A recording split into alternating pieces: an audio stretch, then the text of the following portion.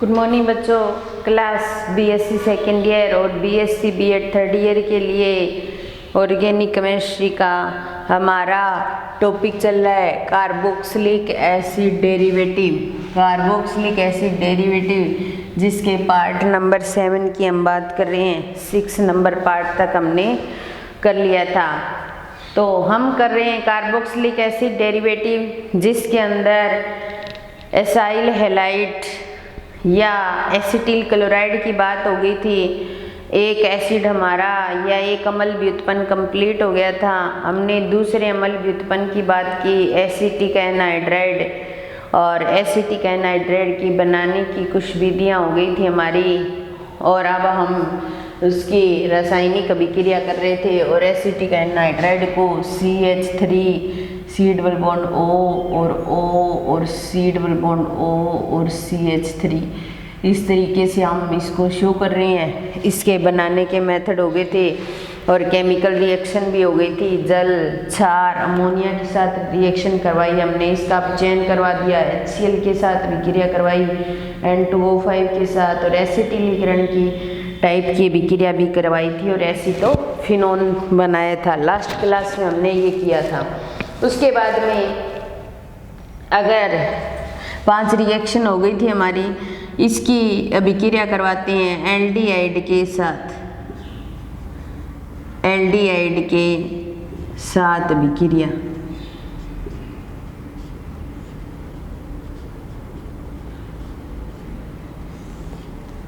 तो CH3CHO ये aldehyde है, इसके साथ एसिटिक एनहाइड्राइड की रिएक्शन करवाएं हम।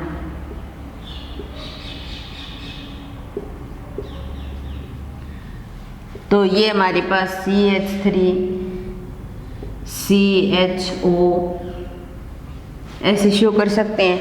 इसके साथ हम इसको जोड़ दें COCH3, और इसके साथ बाकी बचा हुआ जोड़ दें OCOCH3। तो एल्डिहाइड मॉलिक्यूल के साथ ये जुड़ जाएंगे और इसका नाम हो जाएगा एथिलीडीन एसीटेट। इसका नाम हो जाएगा एथिलीडीन एसीटेट, एथिलीडीन एसीटेट। तो इस तरीके से अपने एल्डिहाइड की एसिटिक एनहाइड्राइड के साथ रिएक्शन करवा करके एथिलीडीन एसीटेट बना सकते हैं।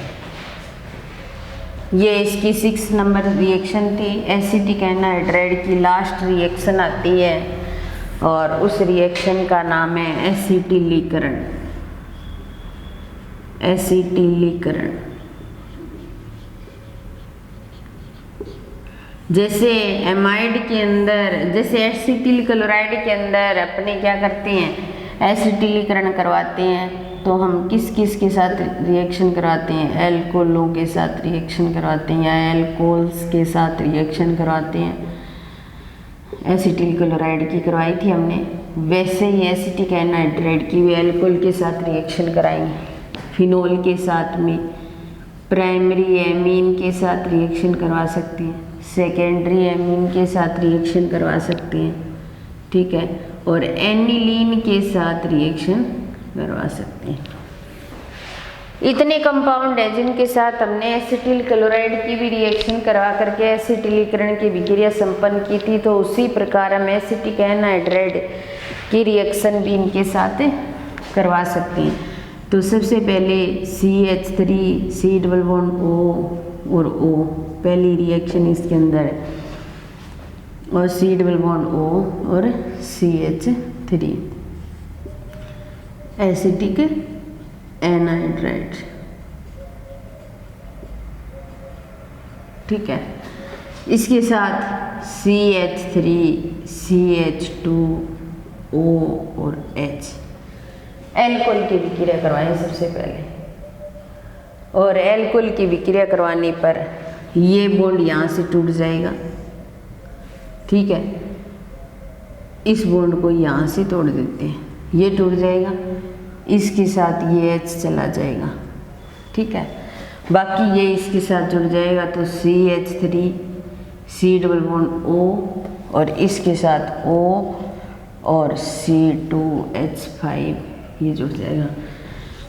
वैसे तो क्या बन गया ये एस्टर, ठीक है, और वैसे ये एथिल और एसीटेट क्या बन जाएगा, एथिल एसीटेट, एथिल एसीटेट। तो इस तरीके से ये हमने रिएक्शन किसके साथ करवाई है, एल्कोहल के साथ रिएक्शन करवाई। तो एसिटिक एनहाइड्राइड की एल्कोहल के साथ रिएक्शन कराते तो एस्टर बनता है और उस एस्टर का नाम है एथिल एसीटेट, ठीक है। फिर 2 नंबर रिएक्शन,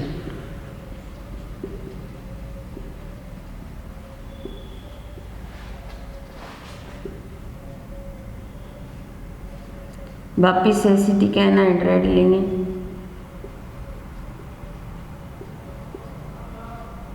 और एसिटिक एनहाइड्राइड की C6H5OH फिनोल के साथ रिएक्शन करवाएं, तभी ये बॉन्ड यहाँ से टूट जाता है और इसके साथ ये H आ जाएगा। ऊपर वाले इसके साथ H गया तो ये भी तो बाहर निकला था, हमने लिखा नहीं, इसको लिख लेते हैं पहले। एसिटिक एसिड, एसिटिक अम्ल क्या बन गया था, एसिटिक अम्ल भी बाहर निकला था।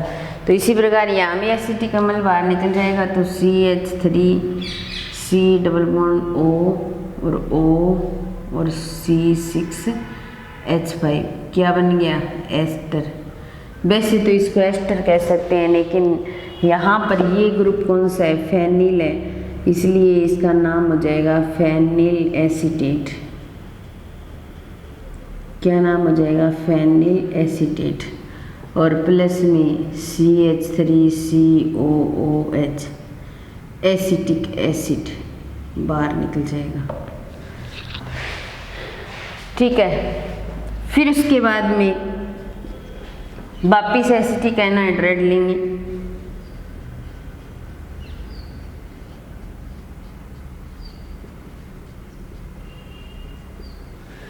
और एसिटिक एनहाइड्राइड की प्राइमरी एमीन के साथ रिएक्शन कराएंगे तो C2H5NH2 ले लो, ये प्राइमरी एमीन ही होता है,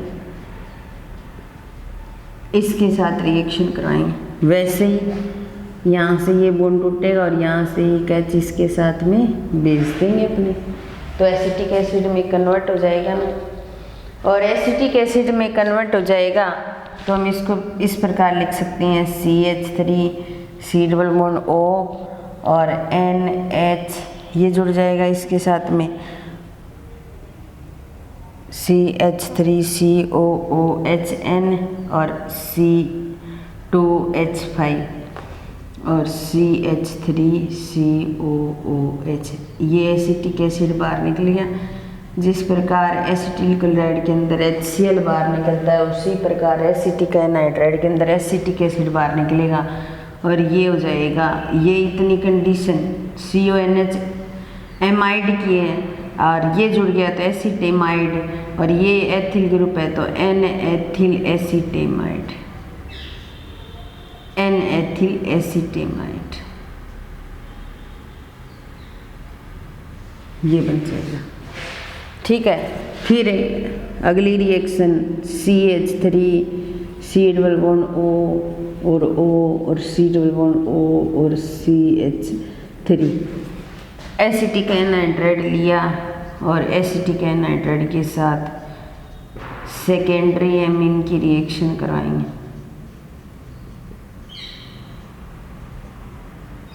सेकेंडरी एमीन की रिएक्शन करवाएंगे और सेकेंडरी एमिड की रिएक्शन करवाने पर यही बॉन्ड फिर टूट जाएगा और ये H इसके साथ आ जाएगा और इसको ऐसे लिखेंगे CH3 C double bond O और N के साथ एक CH3 यहाँ एक CH3 यहाँ और CH3COOH एसिटिक एसिड बाहर निकल जाएगा, ठीक है। और इसको बोलेंगे N dimethyl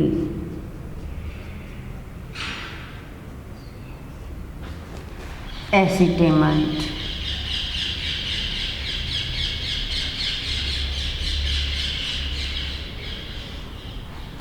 NN dimethyl acetamide. फिर उसके बाद में एसिटिक एनहाइड्राइड फिर लेंगे,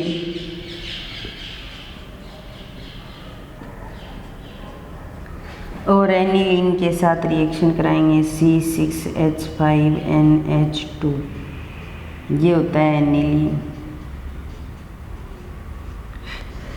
एनिलीन के साथ जब रिएक्शन करवाते हैं तो ये H यहाँ आ जाएगा, इसके पास पीछे क्या बचेगा CH3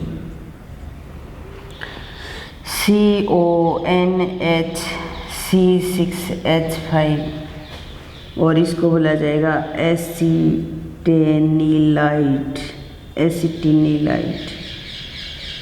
और CH3COOH।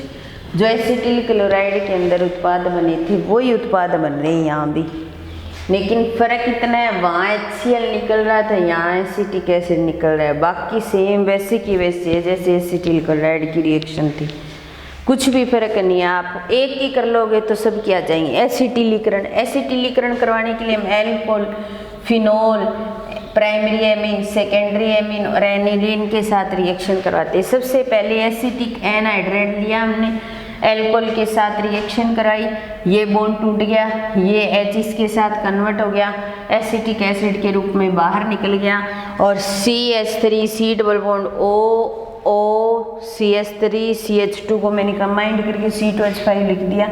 तो आप CH2 CH3 ऐसे भी लिख सकते हो। इसको एथिल बोलेंगे और ये एसीटेट है, तो एथिल एसीटेट, और वैसे इसको क्या बोला जाता है एस्टर, ठीक है। फिर उसके बाद एसिटिक एनहाइड्राइड लेंगे, फिनोल के साथ रिएक्शन कराएंगे, फिनोल का H इसके साथ चला जाएगा तो ये एसीटेट हो गया, C6H5 है तो फेनिल एसीटेट हो गया, वैसे इसको एस्टर बोला जाता है। फिर एसिटिक एनहाइड्राइड की प्राइमरी एमीन के साथ रिएक्शन करवाएंगे और CH3 C double bond O NH C2H5 और CH3COH एसिटिक एसिड, तो N एथिल एसिटेमाइड हो जाएगा, ठीक है। फिर सेकेंडरी एमीन के साथ रिएक्शन करवाएंगे, NN डाइमेथिल एसिटेमाइड और एसिटिक एसिड। फिर उसके बाद में एनिलीन के साथ रिएक्शन करवाएंगे और क्या बन जाएगा एसिटिनिलाइट, और एसिटिक एसिड बाहर निकल जाएगा। तो इस तरीके से अपने क्या कर सकते हैं, एसिटिक एनहाइड्राइड की रासायनिक अभिक्रिया के अंदर एसिटिलीकरण करवा सकते हैं।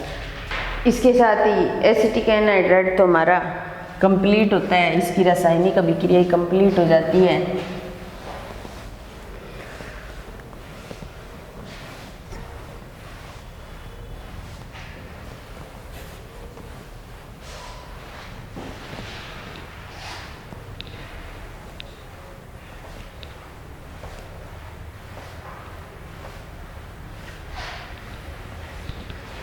इसकी रासायनिक अभिक्रियाएं कंप्लीट हो गई। एक दो उपयोग है वो देखिए। उपयोग ज़्यादातर इसका उपयोग जो अपने लैब होती है उसके अंदर करते हैं। तो प्रयोगशाला के अंदर क्या करते हैं, कार्बोनिल ग्रुप जो होते हैं ना, कार्बोनिल समूह, और कार्बोनिल समूह के अंदर OH और NH2 समूह जो होते हैं, इनकी संख्या का निर्धारण करने के लिए इसको कई बार उपयोग में ले लेते हैं एसिटिक एनहाइड्राइड को। तो पहला उपयोग हो जाएगा कार्बोनिल समूह के अंदर OH या NH2 समूह की संख्या का निर्धारण करने के अंदर इसका उपयोग कर लेते हैं। कई जगह इसको रंजक यानी कि डाइज के रूप में या कृत्रिम यानी कि रंजक या कृत्रिम जो रेशम होता है, रेशम के औद्योगिक उत्पादन के अंदर इनका कई बार उपयोग कर लेते हैं, औद्योगिक उत्पादन में उपयोग किया जाता है, ठीक है।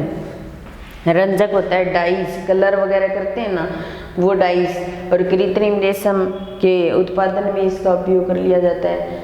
और कई बारी जो प्रयोगशाला अभिकर्मक के रूप में इसका उपयोग कर सकते हैं। प्रयोगशाला विक्रमक के रूप में उपयोग कर लेते हैं, इसका प्रयोगशाला विक्रमक के रूप में उपयोग कर लेते हैं। या इसके अलावा अपने एस्पिरिन हो गया, जैसे एसिटेनिल एल्डिहाइड हो गया, फेनिल एसीटेट हो गया, इनके उत्पादन में जैसे एसिटिनिल्डिहाइड अभी हमने बनाया था, जो रिएक्शन करवाई थी, और हमने फेनिल एसीटेट भी बनाया था। तो इनका औद्योगिक उत्पादन यानी उद्योगों के अंदर बड़ी बड़ी संख्या में, बहुत ज़्यादा मात्रा में इनका उत्पादन किया जाता है, तब हम क्या करते हैं, इनका उपयोग कर लेते हैं। तो इसके साथ ही हमारा एसिटिक एनहाइड्राइड की जो रासायनिक अभिक्रिया है वो कंप्लीट होती है, और इसके साथ ही हमारा एसिटिक एनहाइड्राइड जो टॉपिक है वो कंप्लीट होता है। बाकी नया टॉपिक नेक्स्ट क्लास में करेंगे, अगला अम्ल व्युत्पन्न। आज की क्लास को यहीं समाप्त करते हैं। धन्यवाद।